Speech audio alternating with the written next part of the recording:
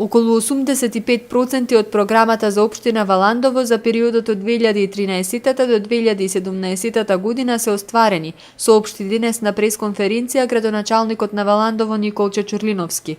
Во својот отчет за оствареното во 2016 година, тој ги издвои проектите за организирано собирање на смет, отворање на дневен центар за деца со посебни потреби, отворање на зона за откупно-дистрибутивни центри во која веќе се продадени 7 парцели. За 2016 година се изработија многу проекти кои што им ги ветивме на граѓаните, а имаме одреден број на проекти кои што и не беа ветени во програмата, али поради тоа што потреба беше на граѓаните, а со средства од буџетот и од владата на Република Македонија успеавме да им ги оствариме и да им го подобриме живеењето урбано, особено во нивните места.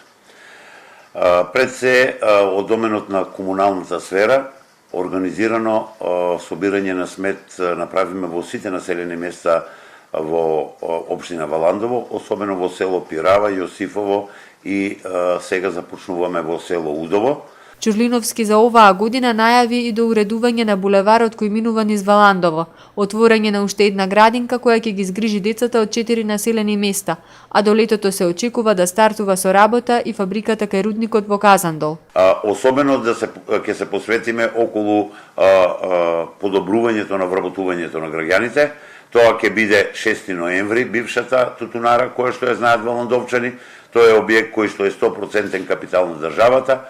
Меѓутоа изборите и перипетиите кои се околу него оневозможуваат да тој плац локалната самоуправа и владата на Република Македонија на веќе заинтересираните правни субјекти и физички лица и го понудиме како објект и сметам дека на тој начин и таму ќе можеме да инкорпорираме стотина луѓе, бидејќи се работи за објект од 12.000 квадратни метри површина.